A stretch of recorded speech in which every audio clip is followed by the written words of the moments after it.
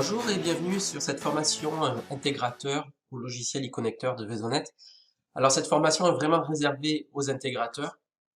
Vous avez une autre formation vidéo qui va vous présenter l'installation, la configuration du logiciel e-connecteur. Là, nous allons nous appesantir sur les éléments qui sont intéressants en tant que revendeur du logiciel et en tant qu'intégrateur pour faire du support technique et répondre à des questions avancées. La première chose qu'on va voir aujourd'hui, c'est ce qu'on a là à l'écran, c'est le site internet Buildwiz qui permet de connaître les technologies qui sont utilisées sur un site internet. Si je vais, alors, on va aller sur les Web Technology Trends. Ce qui va nous intéresser, c'est les sites e-commerce, tous les sites e-commerce, et en particulier la France.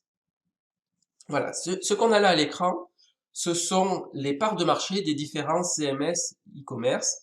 Et je vais vous expliquer un petit peu ce qu'on retrouve ici et quel impact ça a au niveau du logiciel e-connecteur. Le plus important, celui qu'on retrouve, c'est PrestaShop. C'est le premier logiciel de synchronisation qu'on fait avec le logiciel e-connecteur. On synchronise essentiellement avec du PrestaShop. PrestaShop est un logiciel open source qui permet à des agences web, n'importe lesquelles, certifiées PrestaShop ou pas, de créer des sites internet très facilement. Et le modèle économique de PrestaShop, c'est de vendre des modules complémentaires ou de vendre des prestations à des agences. Et c'est pas un modèle économique sur le logiciel, sur la vente de licence du logiciel en tant que tel. C'est également un logiciel open source qui veut dire que potentiellement on peut avoir des logiciels qui peuvent être significativement différents entre des installations, mais ça on y reviendra.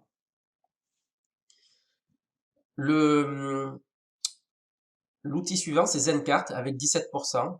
Et je mettrai dans le même lot OS Commerce qui est un petit peu plus loin, qui est à 10%. Ces deux outils-là perdent régulièrement des parts de marché. Et si vous regardez leur site internet respectifs, Zencart et OS Commerce, ce sont des solutions qui ne sont, alors pour OS Commerce, plus mis à jour depuis des années. Et Zencart, qui est en perte de vitesse, c'est un logiciel open source également, où il y a très peu de contributeurs. Une faible communauté en France et une technologie vraiment vieillissante. En fait, quand on voit des sites OS Commerce et Zencart, ce sont de très vieux sites de plusieurs années qui n'ont plus été mis à jour. Donc ce sont clairement des sites où on n'aura pas de marché parce que ce sont des sites qui sont vieillissants. Si ils étaient réellement actifs, ils auraient été mis à jour depuis le temps. Et donc, le logiciel e-connecteur ne va pas avoir de solution native pour ces outils-là parce que notamment, il n'y a pas de technologie d'échange de données. On peut faire des outils de synchronisation avec des choses de ce type-là que je vais vous montrer tout de suite.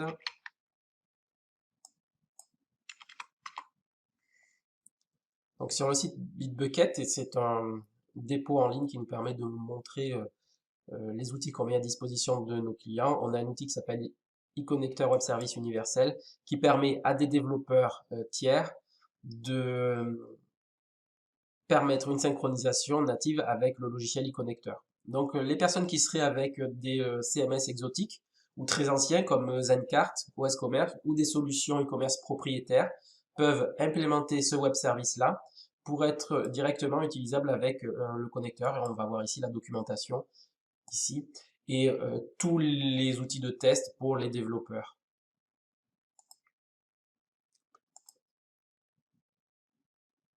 Voilà, on va voir la documentation technique ici.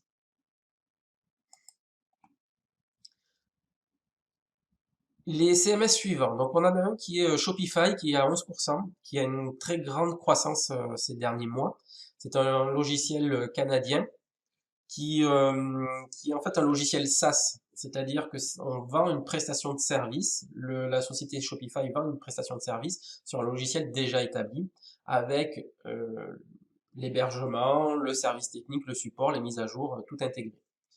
Donc c'est un logiciel avec lequel l'e-connecteur est également compatible et avec lequel on fait des passerelles. L'approche est un petit peu différente d'un logiciel open source, PrestaShop en particulier, ou WooCommerce qu'on verra un petit peu plus tard. C'est un logiciel SaaS, donc ça veut dire qu'on a systématiquement toujours le même logiciel, quelle que soit l'installation qu'on va réaliser. Et ça, c'est plutôt confortable pour nous. Et pour vous, bien sûr, en tant qu'intégrateur. Logiciel suivant, Magento. Magento qui est euh, un petit peu en perte de vitesse sur notre cœur de cible. Concrètement, tous les logiciels que je suis en train de citer ici sont des logiciels pour des marchands qui vont faire de 0 à 1 million d'euros de chiffre d'affaires sur la boutique en ligne.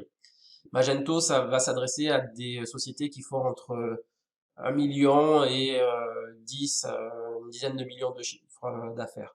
C'est en tout cas ce que Adobe, l'éditeur de Magento, cible sur ce logiciel-là. Donc on en a un petit peu plutôt sur le haut du panier et qui vont correspondre à des clients qui sont plutôt sur de la ligne PME chez BP, de la ligne 100 sur Sage, voire de l'X3 par exemple.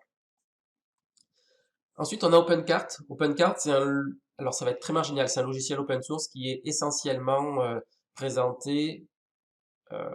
sur des acteurs plutôt anglophones.